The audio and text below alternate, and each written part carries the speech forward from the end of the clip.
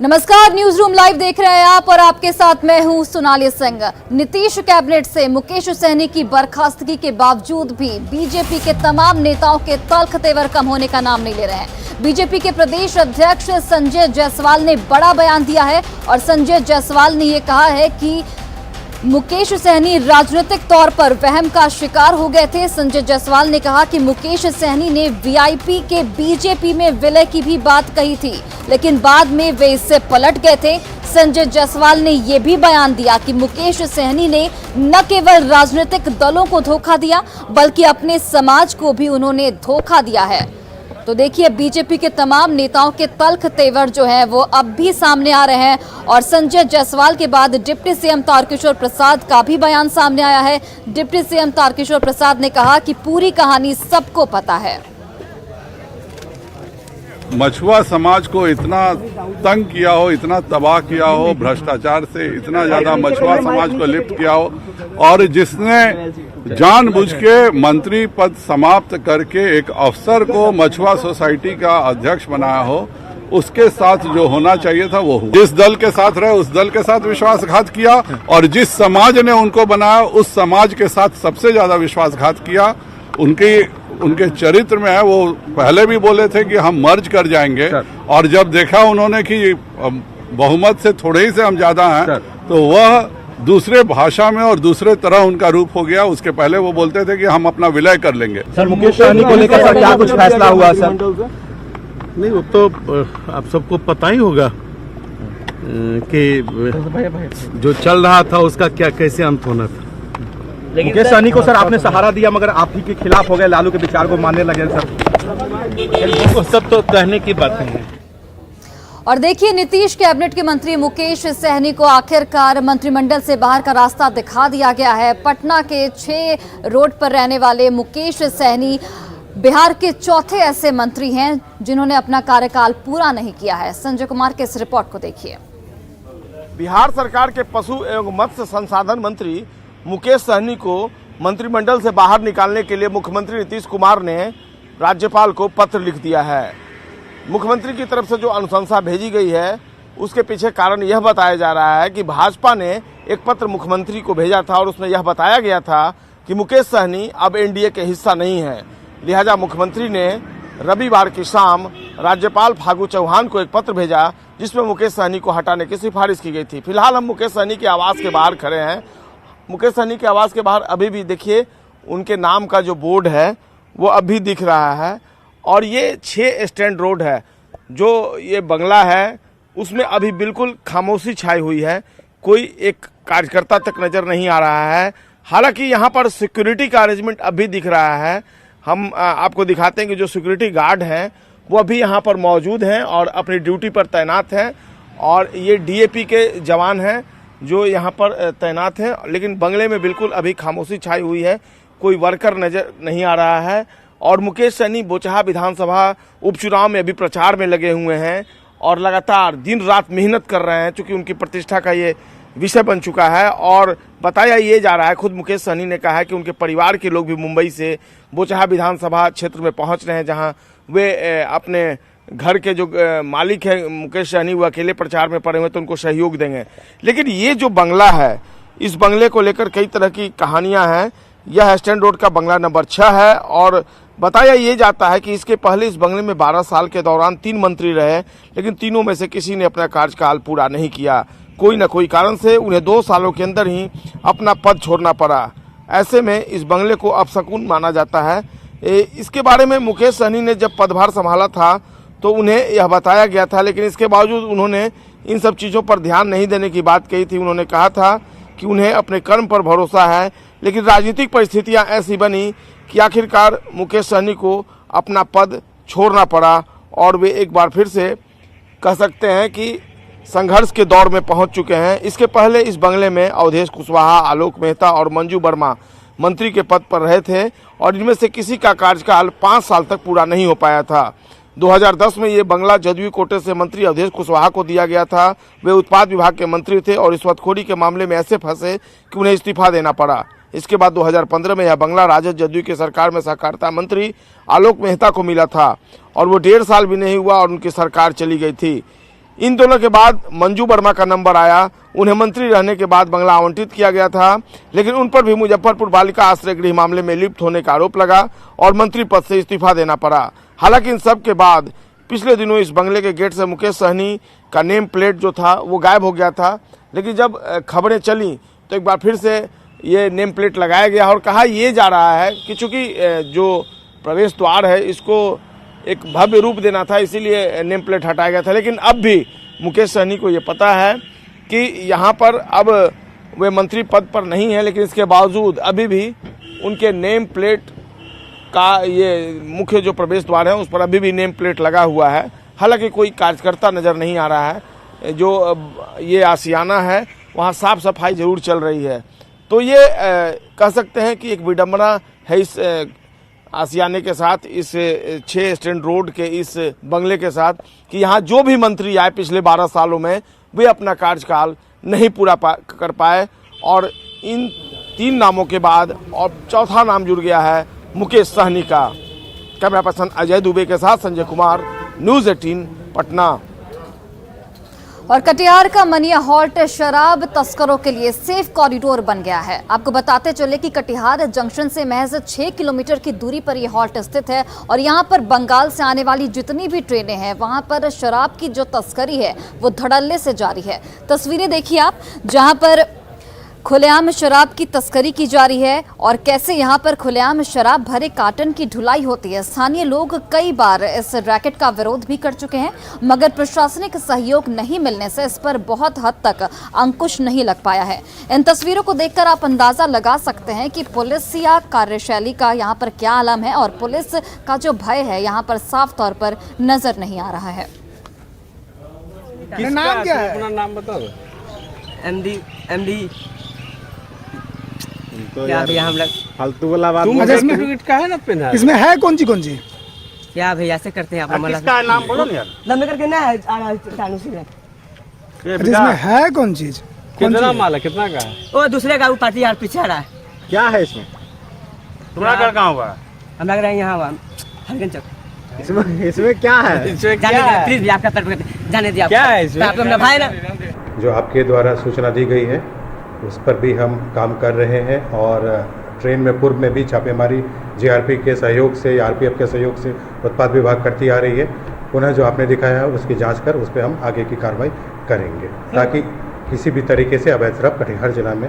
बिहार में शराबबंदी के बाद खासकर सीमांचल के इलाके में इसे लागू करना एक बहुत बड़ा चुनौती रहा है। इसके एक बड़ी वजह यह है कि ये जो इलाका है ये खासकर ट्रेन के माध्यम से बंगाल से जुड़ा हुआ है। ये आपको दिखा रही है कटिहार जो जंक्शन से लगभग 6 किलोमीटर दूरी मनिया का इलाका है और ये एक हॉल्ट है और जो बंगाल से गाड़ी आती है यहाँ जो शराब माफियों का लगभग कॉरिडोर बन गया है, कब्जा बन गया है। इस तरह की आप बात कर सकते हैं। रोजाना बंगाल से आने वाले ट्रेन को स्टेशन से कुछ पहले रोक दिया जाता है और उससे रोजाना बड़ा खेप उतरता है और कहीं ना कहीं ये बातें जो रेलवे प्रशासन है या रेल जीआरपी है उन तक भी पहुंचता है, लेकिन न जाने उस पर कार्रवाई क्यों नहीं होता है। हम लोगों ने इसे अपनी जिम्मेदारी समझते हुए उत्पाद अधीक्षक तक ये बात पहुंचाई है और उन्होंने एक आश्वासन दिया है कि इस बड़े मामले पर निश्चित तौर पर बड़ी कार्रवाई होगी और बड़ी जांच होगी। लेकिन देखना है कि एक तरफ सरकार शराबबंदी को लागू करने के लिए कई कवायद कर रहा है और उस बीच अगर ऐसी तस्वीर बंगाल से सटे हुए जिले में आने लगे तो कहीं ना कहीं सरकार की कथनी और करनी में बड़ा अंतर दिखता है। सुब्रत, न्यूज़ 18 कटिहार। और गोपालगंज में मिले कैश मामले पर एक बड़ा अपडेट सामने आया है। आपको बताते चले कि लग्जरी कार में जिस तरीके से कैश की बरामदगी हुई थी उसकी नोटों की गिनती जो है वो पूरी कर ली गई है और करीब 5 घंटे तक नोटों की गिनती जो है वो होती रही। तकरीबन 5 घंटे नोटों की गिनती चली। 3 करोड़ 50 लाख कैश यहां पर बरामद किए गए। उत्पाद अधीक्षक राकेश कुमार ने जानकारी दी है। इनकम टैक्स और एसबीआई कर्मियों की मौजूदगी में नोटों की गिनती हुई। मजिस्ट्रेट की निगरानी में कैश आज कोषागार विभाग को सौंपा जाएगा।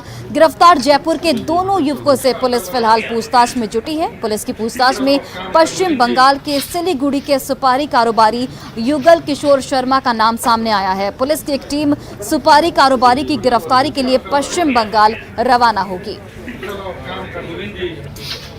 रात तक गिनती हुई है, देर रात तक, तो उसमें गिनती के बाद जो है 3.5 करोड़ रुपया था वो, तो उसको हम लोग जो है सीलबंद करके उसको अग्रेतर कार्रवाई के लिए स्थानीय थाना को दिए हैं। और गिनती के समय इनकम टैक्स की भी टीम थी, स्थानीय थाना भी था। तो अब उस पर आगे की जांच जो है इनकम टैक्स विभाग और पुलिस के द्वारा किया जाएगा। और बड़ी खबर लखीसराय से, जहां पर एक घर में बम विस्फोट हुआ है जिसमें 7 लोग यहां पर जख्मी बताए जा रहे हैं। तो ये बड़ी खबर आपको बता रहे हैं लखीसराय से, जहां पर एक घर में बम विस्फोट हुआ और यहां पर 7 लोग जो हैं वो जख्मी बताए जा रहे हैं। घायल में महिलाएं और बच्चे भी यहां पर शामिल हैं। पिपरिया के वलीपुर गांव की ये पूरी घटना बताई जा रही है। एसएसपी ने मौके का जायजा लिया है और घटना में 3 जिंदा बम बरामद किए गए हैं। तो ये बड़ी खबर लखीसराय से, जहां पर घर में रखा बम जो है वो फट चुका है और धमाके में 7 लोग जख्मी बताए जा रहे हैं। घायलों में महिलाएं और बच्चे भी शामिल हैं। पिपरिया के वलीपुर गांव की ये पूरी घटना बताई जा रही है। एसएसपी ने मौके का जायजा लिया और घर में 3 जिंदा बम बरामद किए गए हैं। तो बड़ी खबर आपको बता रहे हैं लखीसराय से, जहां पर घर में रखे बम में विस्फोट हुआ और धमाके में 7 लोग जख्मी हो गए। पिपरिया के वलीपुर गांव की ये पूरी घटना, एसपी ने मौके का जायजा लिया और घर से 3 जिंदा बम बरामद किए गए हैं और पुलिस अब इस पूरे मामले की जांच में जुट गई है। जो 7 लोग जख्मी हैं उनमें महिलाएं और बच्चे भी शामिल हैं और सभी जो घायल हैं उनका इलाज फिलहाल अस्पताल में जारी है। तो ये बड़ी खबर आपको बता रहे हैं लखीसराय से, जहां पर घर में रखा बम विस्फोट हो गया और इस विस्फोट के बाद घर में मौजूद जो 7 लोग थे वो जख्मी हो गए। महिलाएं और बच्चे भी घायलों में शामिल हैं जिनका इलाज फिलहाल जारी है। और लखीसराय से हमारे सहयोगी राकेश फोन लाइन पर जुड़ गए हैं। राकेश, क्या कुछ अपडेट इस पूरे मामले को लेकर? बिल्कुल, घटना की सूचना मिलते ही एएसपी सैयद इमरान मसूद और लखीसराय एसपी सुशील कुमार मौके पे पहुंचे हैं और बारीकी से जांच कर रहे हैं कि आखिर यह जो बम है, जिंदा बम, जो कहां से लाया गया था और किस घटना को अंजाम देने के लिए यह रखा गया था, इसकी बारीकी से जांच कर रहे हैं। हालांकि देखिए, एएसपी ने बताया कि एक्सपर्ट टीम को भी बुलाया जा रहा है यहाँ पे, ताकि यह स्पष्ट हो पाए कि आखिर बम किस तरह से फटा है और क्यों फटा है और कहाँ पे रखा गया था। इस तरह से एएसपी ने एक्सपर्ट टीम के आने के बाद ही यह स्पष्ट कर पाएंगे कि आखिर बम कहाँ से लाया गया था और किस स्थिति में बम फटा है। पड़ोसियों से कुछ जानकारी मिल पाई है कि आखिर कब से यहाँ पर बम बनाया जा रहा था? जी देखिए, बम बनाने की सूचना नहीं है। यहाँ पे बताया जा रहा है कि जो शंकर रजक है उनके घर में कंस्ट्रक्शन का काम चल रहा था और ईंट के नीचे एक पॉलीथीन में बम को रखा गया था, जो कि 3 बम बताया जा रहा है। तो आसपास के लोग बता रहे हैं कि अचानक काफी कस के धमाका हो गया। इतना तेज धमाका था कि लोग दहल गए और दौड़े तो देखे कि काफी धुआं हो रहा था। शंकर रजक के घर में काफी धुआं हो रहा था और घर में जो लोग भी, महिलाएं थी, बच्चे थे, सारे के सारे गंभीर रूप से घायल होकर वहां पे गिरे थे। तो स्थानीय लोग तत्परता दिखाते हुए लोगों को इलाज के लिए स्थानीय निजी डॉक्टर के यहाँ भर्ती करवाया, जिसके बाद लोगों की स्थिति को देखते हुए सदर अस्पताल भेजा गया है। और अभी यहाँ पे खुद एसपी सुशील कुमार मौजूद हैं और घटना स्थल का मुआयना ले रहे हैं। जी चलिए राकेश, बहुत बहुत धन्यवाद तमाम जानकारियों के लिए। और देखिए, भोजपुर के बिहिया में पिछले 20 मार्च को पुलिस की गोली से घायल राहुल कुमार आज भी इंसाफ की गुहार लगा रहा है। आपको बताते चले कि राहुल कुमार पुलिस की गोली में घायल हुआ था और आज तक इस घटना के 7 दिन बीत चुके हैं, अभी भी उस पुलिसकर्मी पर कोई कार्रवाई नहीं की गई है। दरअसल 19 मार्च को होली की रात बिहिया पुलिस वरुणा गांव में 2 पक्षों के बीच गली के विवाद की जांच करने पहुंची थी और इसी दौरान राहुल अपने दोस्तों के साथ अपने घर के बाहर बैठकर बातें कर रहा था। राहुल के मुताबिक पुलिस उनके पास पहुंची और उनके साथ पहले धक्का मुक्की की और फिर बिहिया थानाध्यक्ष शशि भूषण कुमार ने अपनी पिस्टल से फायरिंग कर दी, जिसमें राहुल को गोली लग गई।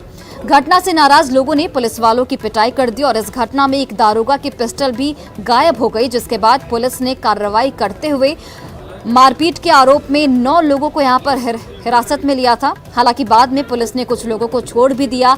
घायल राहुल के हिप जॉइंट पर गोली फंसी है और राहुल की गंभीर हालत इस वक्त बनी हुई है। इस मामले में जख्मी जो राहुल है वो पुलिस से लगातार ये अपील कर रहा है कि जो भी पुलिसकर्मी है उन पर कार्रवाई की जाए और इसके लिए जांच कमेटी भी बनाई गई है, लेकिन अभी तक जांच कमेटी की रिपोर्ट नहीं आ पाई है। थाना आया था, गांव में दूसरा से झगड़ा हुआ था, फायर कर दिया, गोली मुझे पे गया। घर में घुस कर दूसरे के गाली दे रहा था, है ना, और ये बोला कि मेरे घर से झगड़ा नहीं हुआ है और फायर कर दिया, गोली मार दिया है इनको। मेरा लड़का के हमारे गोली छोड़ दिलन, मार दिलन गोली से, तो लड़का हमारे गिर गया, तो लड़का के अपना छाप लेनी, लड़का हमारे एकदम बेटी हो गई। चलो हम ना जन काबल लड़का के धोकर हुए लगनी कि लड़का हमारे गोली लाग गई। पुलिस ये आई द्वार पर, तो हम देखनी कि पूरा ये लोग जुट गए। हमारे लड़का पहले हमारे लड़का के गोली मार दिल, तले लोग जुट गई। प्रशासन आई, गाड़ी फारिश देने लगा, बहुत लड़का ये बैठे क्या सर, क्या बात है, क्या है, गाड़ी दे रहे, कोई सुन नहीं रहे। यही पर एगो झूठी फायर करे, एगो मार दिए। फायरिंग करने के उनको जो है। और बड़ी खबर इस वक्त धनबाद से आ रही है, जहां पर पार्वती के अंतिम संस्कार पर सहमति बन गई है। आपको बताते चले कि इस पूरे मामले को लेकर कल रात त्रिपक्षीय वार्ता हुई और इस वार्ता के बाद परिजनों की जो भी मांगे थी उनको सुना गया है और बीसीसीएल के तमाम अधिकारियों के द्वारा यह आश्वासन दिया गया है कि परिजनों की मांगों को पूरा किया जाएगा। इस बैठक में बागमारा विधायक ढुल्लू महतो के साथ बीसीसीएल के अधिकारी और मृतक पार्वती के परिजन भी मौजूद रहे। इस वार्ता में पार्वती के अंतिम संस्कार पर सहमति बन गई है और वार्ता के बाद विधायक मथुरा महतो ने कहा है कि मृतक के परिजनों की डिमांड पर बीसीसीएल अधिकारियों ने अपनी सहमति जताई है।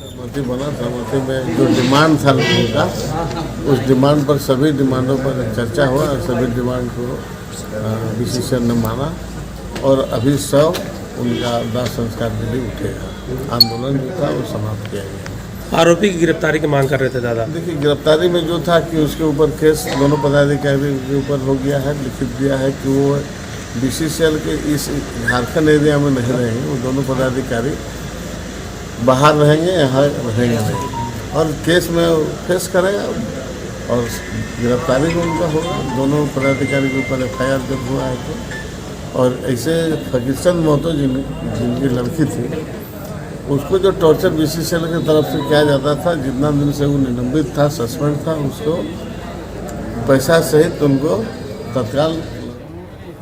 और अब चलिए आपको 10 प्रमुख बिंदुओं से समझाने की कोशिश करते हैं कि आखिर इस त्रिपक्षीय वार्ता में परिजनों की कौन कौन सी मांगों को सुना गया और कौन कौन सी मांगों पर आश्वासन दिया गया। तो देखिए, कल रात त्रिपक्षीय वार्ता हुई और इस वार्ता के बाद परिजनों की मांगों को सुना गया। बीसीसीएल अधिकारी, परिजन और विधायक इस वार्ता में मौजूद थे। वार्ता में पार्वती के परिजनों की मांगों पर सहमति बनी। झारखंड से बाहर भेजे गए जीएम और कार्मिक प्रबंधक, जिस जीएम और कार्मिक प्रबंधक पर आरोप लगा था, उन्हें झारखंड से बाहर भेजा गया है। केस दर्ज होने के बाद गिरफ्तारी की कार्रवाई जो है वो की जाएगी। पिता फकीर चंद को फिर से नौकरी पर रखेगा प्रबंधन और फकीर चंद को निलंबन अवधि का भी पैसा दिया जाएगा। जमीन मामले में कमेटी के गठन पर सहमति बनी है, वहीं जमीन के बदले नौकरी और नियोजन भी यहां पर दिया जाएगा। 21 मार्च को पार्वती की मौत के बाद जो परिजन थे वो धरने पर बैठे थे और कल रात त्रिपक्षीय वार्ता के बाद जो बातें सामने आई हैं वो ये हैं कि परिजनों की जो भी तमाम मांगे थी उनको बीसीसीएल के तमाम अधिकारियों के द्वारा सुन लिया गया है। और देखिए, बांका जिले में कोल्ड स्टोरेज की सुविधा नहीं है और इसकी वजह से जो किसान हैं वो बेहद परेशान हैं। खासकर सब्जी और फल के जो किसान हैं वो अभी बेहद परेशानी में है। कोल्ड स्टोरेज नहीं होने से इन्हें फसल की वाजिब कीमत नहीं मिलती है और इसकी वजह से किसानों को काफी नुकसान भी उठाना पड़ रहा है। देखिए संवाददाता नागेंद्र द्विवेदी की इस रिपोर्ट को। सरकार किसानों की हित की बात करती है और उनको हर तरह की सुविधाएं उपलब्ध कराने का दावा करती है, लेकिन बांका ज़िला ऐसा है जहां की खरीफ की फसल के बाद यहां पर सर्वाधिक अगर देखा जाए तो आलू और अन्य सब्जियों की खेती होती है। लेकिन सब्जी उत्पादन करने वाले किसानों की सबसे बड़ी परेशानी यह है कि यहां पर सीजन के बाद स्टोरेज करने के लिए यहाँ पर कोई साधन नहीं है, यानी कोल्ड स्टोरेज नहीं है। यहाँ के किसान अपनी क्षमता नहीं रहने के चलते यहाँ के किसान सीजन अंत होते होते कम दाम पर अपनी उपज को बेचने के लिए मजबूर हैं। लेकिन कुछ किसान ऐसे हैं जो कि अपने क्षेत्र में जो आलू की उपज होती है उसको रखने के लिए भागलपुर या देवघर कोल्ड स्टोरेज का सहारा लेते हैं, जो कि इनके लिए महंगा होता है। हम लोग को किसान जो हैं बहुत मजबूर हैं और यहाँ के जितने भी आलू हैं वो आलू यहाँ रखने के लिए कोई सुविधा नहीं सरकार ने दी है। सब्जी उपजाते हैं, आलू उपजाते हैं, गोभी उपजाते हैं, टमाटर उपजाते हैं, लेकिन यहाँ कम कीमत पर बेचना पड़ता है। बाजार में नहीं, क्योंकि बाजार अगर नहीं बिकता है तो सस्ते दाम पर देना पड़ता है। अगर स्टोरेज रहता तो यहाँ हम लोग उसमें रख देते। नहीं हो रहे हैं, कारण से ले जाएंगे बाहर, इसको रखेंगे। पूरे क्षेत्र का किसान का आलू आ रहा है? हाँ, सब का आ रहा है। अच्छा, सब अपने अपने 2-4 बोरा करके ले जा रहा है, सब रख लेगा वहाँ। Nagendra, news 18 network, Banka. और यूं तो होली का त्योहार बीत चुका है, लेकिन राजस्थानी संस्कृति में एक होली ऐसी भी मनाई जाती है जिसमें जो घर की तमाम महिलाएं हैं वो अपने घर में श्री कृष्ण के बाल स्वरूप यानी कि कान्हा की मूर्तियों को रखती हैं और फिर कान्हा होली मिलन समारोह यहां पर मनाया जाता है। ये खूबसूरत तस्वीर देखिए अररिया शहर की है, जहां कान्हा मिलन होली का आयोजन किया गया और इस मौके पर मारवाड़ी समाज की महिलाओं ने कान्हा के संग फूल की होली खेली और राजस्थानी कृष्ण राधा के भक्तिमय संगीत पर जमकर झूमी। करते हैं जिससे सारे कान्हा को एक जगह लाया जाता है और सब हम लोग मिलके होली की तरह होली फूलों की होली खेलते हैं। और यहाँ में अखिल मारवाड़ी महिला सम्मेलन की तरफ। और फिलहाल इस बुलेटिन में बस इतना ही। आप देखते रहिए न्यूज़ 18 बिहार झारखंड।